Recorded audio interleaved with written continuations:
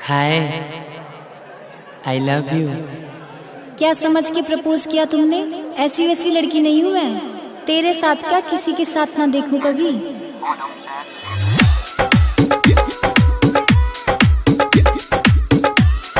Singing by गौरव ठाकुर। तू बाहर घूमती थी किस लड़के के संग में, तेरी चढ़ी जवानी जो रंग गई उसके रंग में, तेरी खींच के फोटो तेरे घर ले जाऊंगा, तेरी मम्मी से बताऊंगा। अरे नहीं ना, अरे नहीं ना, तेरी मम्मी से बताऊंगा। अरे नहीं ना, नहीं ना, तेरी मम्मी से बताऊंगा। मम्मी मारेगी। तेरी मम्मी से बताऊंगा। अच्छा जो बोलोगे वो करूंगी बाबा।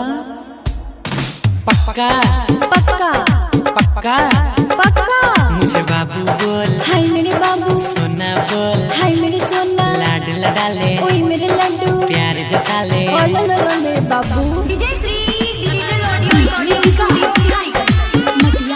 DJ Himanshu, DJ Himanshu, Himanshu.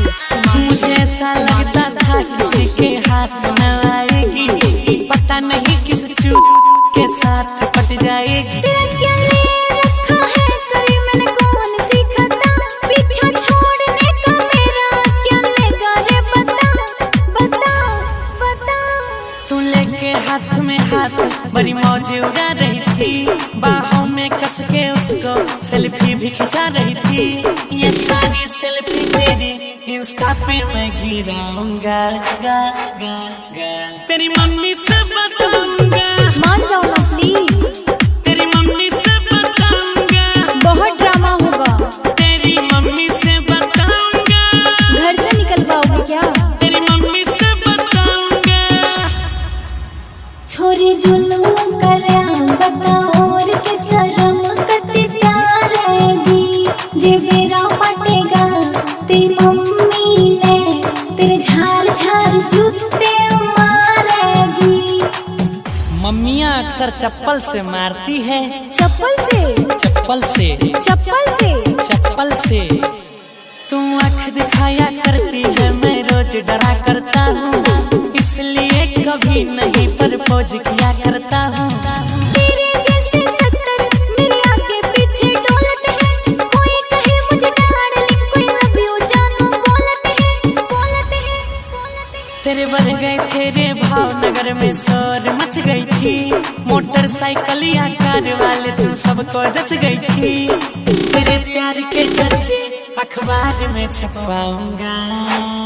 नो, तेरी मम्मी से बताऊंगा। पागल हो क्या, पागल हो क्या? तेरी मम्मी से बताऊंगा। पिटवाएगा मुझे तू। तेरी मम्मी से बताऊंगा। ना यार ना।